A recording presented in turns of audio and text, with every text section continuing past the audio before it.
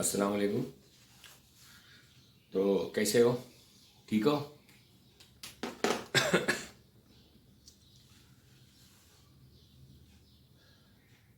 तो last lecture देखे आपने, समझा सब।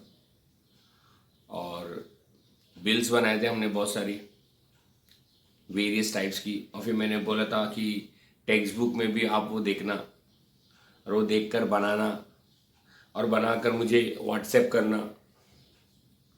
तो एक भी स्टूडेंट का आया नहीं मुझे, तो ये गलत बात है। आपको कुछ होमवर्क दिया तो उसको कंप्लीट करना चाहिए। आज भेजो लेक्चर देखने के बाद, ठीक है? तो हमने बहुत तरह के बिल्स देखे। ये एक और बिल है आपके पीछे, इसको बोलते हैं on demand bill. On demand bill ऐसी होती है, आपको याद है मैंने बताया था क्वेश्चन आता है, उसमें ड्रॉवर का नाम एड्रेस, ड्रॉवी का नाम address, amount of bill, period या टेन्योर ऑफ बिल, जिसके अंदर 1 मंथ, 2 मंथ, 3 मंथ दिया रहता है। ऐसा बिल जिसमें कोई टेन्योर ना हो, जिसकी कोई पीरियड ना हो, मतलब उसका कोई पीरियड ही नहीं है, मतलब ड्रॉवर कभी भी जा सकता है ड्रॉवी के पास और बोलता है भाई मेरा पैसा दो, इसलिए उसको बोलते हैं डिमांड बिल। डिमांड बिल जब भी डिमांड कर दे तो तभी देना पड़ेगा, तो डिमांड बोलते हैं, या फिर at sight bill. At sight bill, ठीक है? तो पूरा बिल वैसे ही है, कुछ फर्क नहीं है, सिर्फ यहां के लैंग्वेज में फर्क है। यहां पे लैंग्वेज में क्या लिखते थे? 2 मंथ्स आफ्टर द डेट, बराबर, 3 मंथ्स आफ्टर द डेट। तो यहां पे कैसा लिखा है? On demand. तो यहां पे पीरियड तो है नहीं, 1 मंथ, 2 मंथ, 3 मंथ तो है नहीं, तो जब भी बोलेंगे देना पड़ेगा, तो ऑन डिमांड है। तो on demand, pay to me और my order the sum of ₹37,740 only for the value received. यहां पे ड्रॉवर का साइन आएगा, यहां पे ड्रॉवी का नाम, एड्रेस, डेट आएगा, एक्सेप्टेंस का डेट, और यहां पे एक्सेप्टेड साइन, फिर ड्रॉवी का नाम और फिर डेट ऑफ एक्सेप्टेंस। बाकी ये सब तो सेम है, देखो स्टैंप है, अमाउंट है, ये सब। ये ऑन डिमांड बिल है। ऑन डिमांड बिल या फिर एट साइट बिल, याद रखो, ऑन डिमांड बिल या फिर at sight bill. Is that clear? अभी हम लोग देखते हैं कि बिल होती है तो बिल का एक पीरियड होता है, 1 मंथ, 2 मंथ, जैसा भी। जैसे आज मान लो, आज क्या तारीख है? आज है 6 मई। आपका और मेरा एक बिल बना 2 मंथ्स का, तो आज से 2 मंथ्स के बाद कोई ना कोई डेट तो होगी ना। खाली ऐसे थोड़ी हवा में बोलेंगे 2 महीने के बाद पैसे दे देना। हाँ, तो 2 महीने के बाद कब? 2 महीने के बाद की कोई डेट होगी ना, बोलो। वो 2 महीने की बाद की जो डेट रहेगी ना, वो डेट को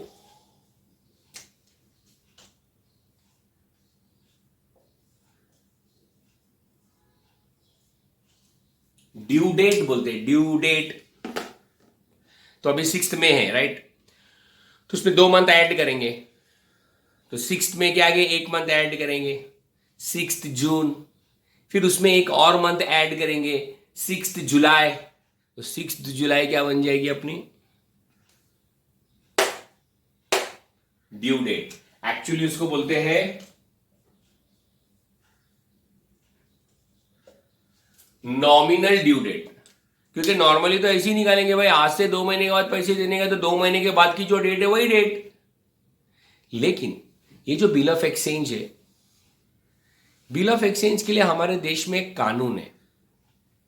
उस कानून का नाम है नेगोशिएबल इंस्ट्रूमेंट एक्ट। क्या नाम है?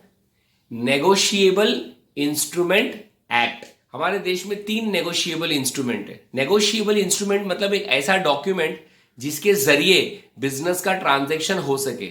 जैसे बिल ऑफ एक्सचेंज के जरिए गुड्स बेच देते हैं अपन। तो 3 नेगोशिएबल इंस्ट्रूमेंट है। नंबर 1 चेक, बैंक का जो चेक रहता है। Number 2 bill of exchange. And number 3 promissory note. आगे आने वाले वीडियो में मैं आपको यहां पे बना के बताऊंगा प्रॉमिसरी नोट कैसे बनती है।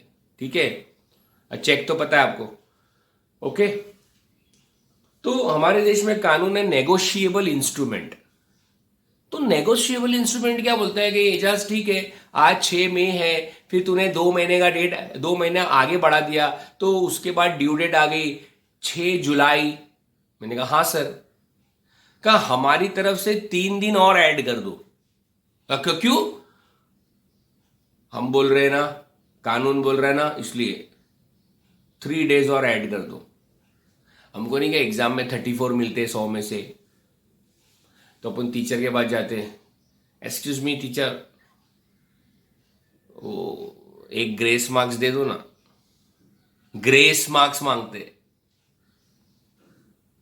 टीचर बोलते नहीं नहीं नहीं मिलेगा, तो अपन थोड़ा सा गुस्सा होता है, अरे ऐसे कैसे नहीं मिलेगा, 10 मार्क्स तक तो ग्रेस मार्क्स रहता है। फिर सब उसको कानून कायदे याद दिलाएंगे। तो ग्रेस मार्क्स करके भी कोई चीज होती है। वैसे ही नेगोशिएबल इंस्ट्रूमेंट्स एक्ट के अंदर का ड्यू डेट कैलकुलेट कर रहे हो ना। क्या कैलकुलेट कर रहे हो? Due date. तो हमारी तरफ से थ्री ग्रेस डेज दे दो। क्या दे दो? 3 ग्रेस डेज। नहीं तो नॉर्मली तो यही रहेगी ना, 6 जुलाई, 6 में आज है, 2 महीने के बाद से 6 जुलाई, यही ड्यू डेट है, इसलिए इसको नॉमिनल ड्यू डेट कहा। गवर्नमेंट बोलते हैं इजाज तेरी बात ठीक है, लेकिन 3 दिन और आगे कर। ठीक है, तो 9 जुलाई आएगा। तो नॉमिनल डेट के अंदर, नॉमिनल ड्यू डेट के अंदर हम प्लस करेंगे ग्रेस डेज। तो हमको वापस से एक डेट मिलेगी, वो डेट को हम लोग बोलेंगे लीगल ड्यू डेट। क्या बोलेंगे? Legal due date. तो अभी अपन ना 1-2 एग्जांपल करते हैं बोर्ड पे। मैं ऐसा एक डेट लूंगा, ठीक है, और वो डेट के आगे पीरियड डालूंगा, और फिर हम लोग कैलकुलेट करेंगे। ठीक है,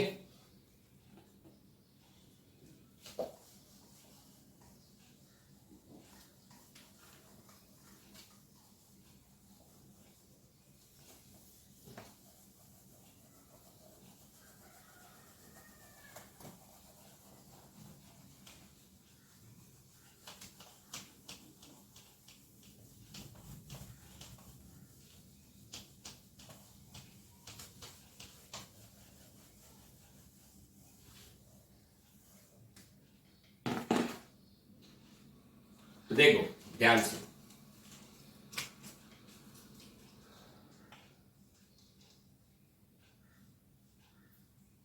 date of bill, date of bill,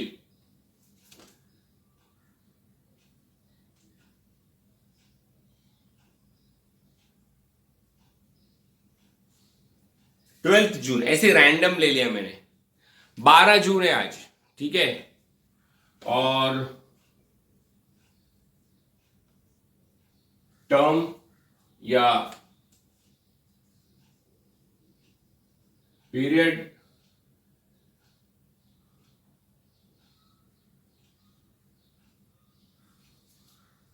two months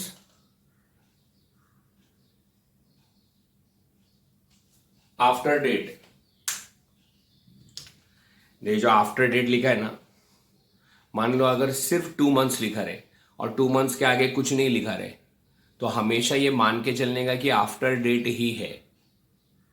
क्योंकि इसके अलावा एक और है आफ्टर साइट, वो इसके बाद बताऊंगा मैं आपको क्या करना है उसका। कुछ नहीं दिया रहेगा तो क्या मानने का? After date. ठीक है, अब हमको क्या कैलकुलेट करना है?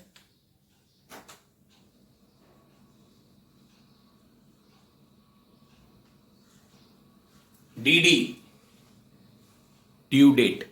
ठीक है, ध्यान से देखो। तो सबसे पहले आएगा डेट ऑफ बिल, इसमें हम प्लस करेंगे टर्म, तो अपने को मिलेगा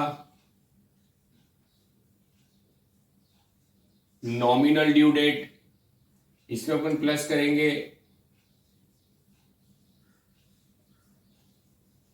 ग्रेस डेज, तो अपने को मिलेगा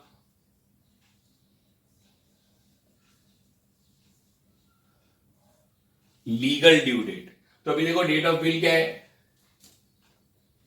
12/6/2019, 12/6/2019। उसमें टर्म ऐड करेंगे 2 मंथ्स का, तो ऐड करने के बाद जून है ना, 2 महीना आगे जाओ, जुलाई अगस्त, तो यहां पे आएगा 12/8/2019। 2 महीना आगे गए ना, जून के आगे 2 महीना आगे गए, जुलाई अगस्त, ठीक है। तो 12 अगस्त आया।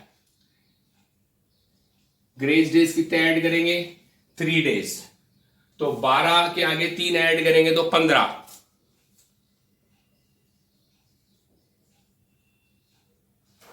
15 अगस्त independence day, national holiday, public holiday. जब भी आपका legal due date public holiday पे आ जाए ना, तो उसको एक दिन पहले करने का। जैसे यहां 15 अगस्त आ गया ना, क्या लिखने का, therefore due date is equals to 14 August 2019, एक दिन पहले आने का, और वही अपना ड्यू डेट रहेगा। कब, जब अपना legal due date public holiday को आ रहा है या नेशनल हॉलिडे को आ रहा है, 15 अगस्त हो गया, 26 जनवरी हो गया, 2 अक्टूबर हो गया, ये सब नेशनल हॉलीडेज है, पब्लिक हॉलीडेज है, तो एक दिन पहले। Is that clear? ओके, तो क्या फॉर्मेट है ड्यू डेट निकालने का, डेट ऑफ बिल, फिर उसमें टर्म ऐड करने का, फिर नॉमिनल ड्यू डेट मिलेगा, उसमें ग्रेस डेज ऐड करने का, लीगल ड्यू डेट मिलेगा, और फिर अगर legal due date public holiday national holiday को आ रहा है, तो आपका फिर आपका ड्यू डेट क्या बन जाएगा, एक दिन पहले का date. Is that clear? Video को पॉज करो, पॉज, और इसको कॉपी करो।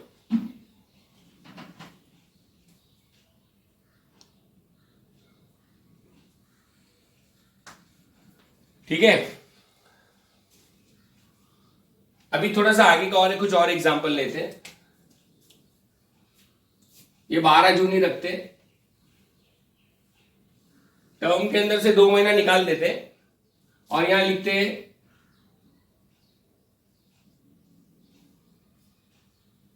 70 डेज। अभी देखो पीरियड कैसा आ गया, डेज में आ गया, मंथ्स में नहीं आया, ठीक है।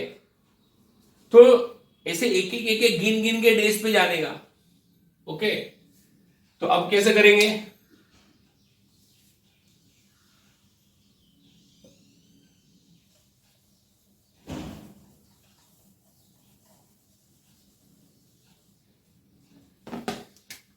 यहां पे है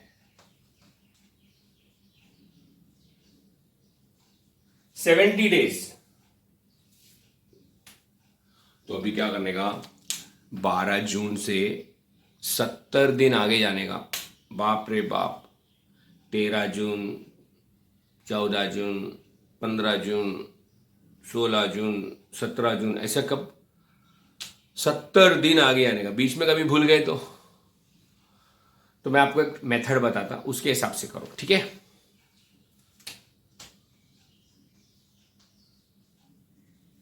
टोटल कितने डेज है, 70 डेज है। जून में 30 दिन होते हैं। कितने दिन होते हैं, 3 और ये 0, कितने दिन होते हैं, 30 दिन। 30 दिन में से 12 दिन तो ऑलरेडी जा चुके, क्योंकि 12 तारीख को तो बना रहे हैं हम लोग। तो अभी जून खत्म होने कितना दिन बाकी है, 30 में से 12 गए तो 18।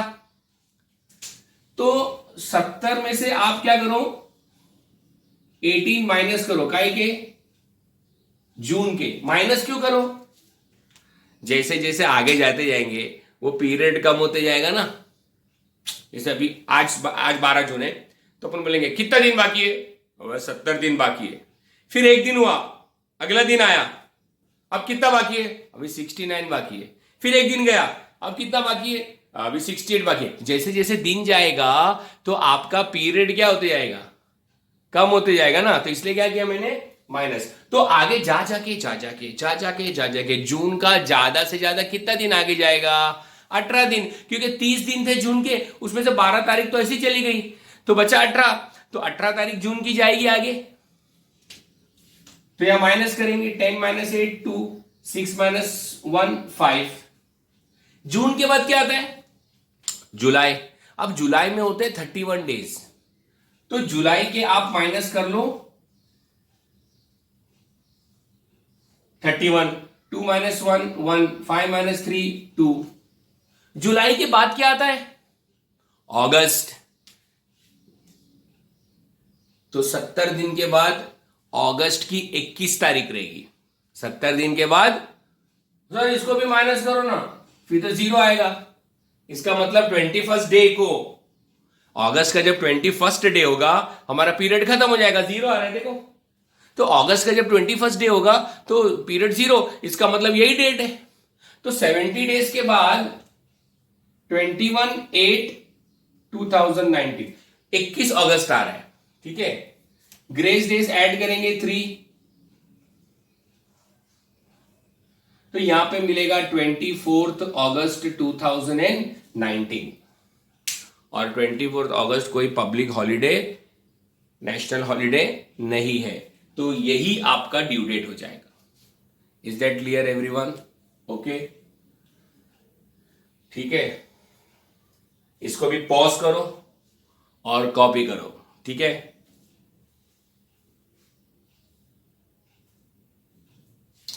एक और एग्जांपल देता हूं।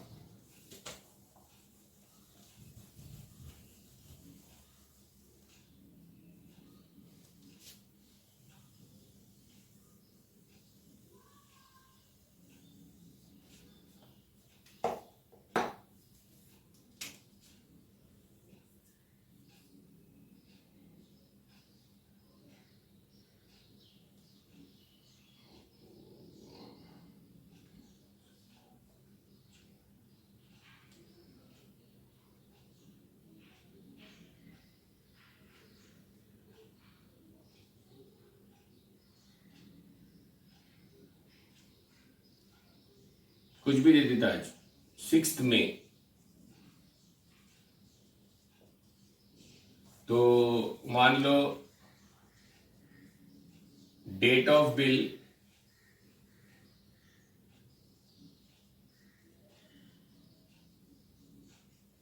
3 मई 2019,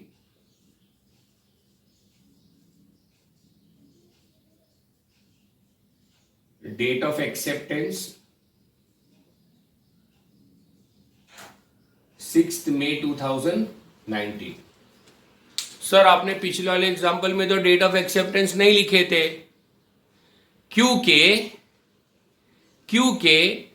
डेट ऑफ बिल और डेट ऑफ एक्सेप्टेंस दोनों एक ही दिन हो गया, तो इसलिए एक ही लिखा। क्यों, ऐसा नहीं हो सकता है, आज बनाया आज ही एक्सेप्ट कर लिया, हो सकता है। यहां पे अलग अलग हुआ इसलिए अलग अलग लिखा। डेट ऑफ बिल 3 में, डेट ऑफ एक्सेप्टेंस 6 में। टर्म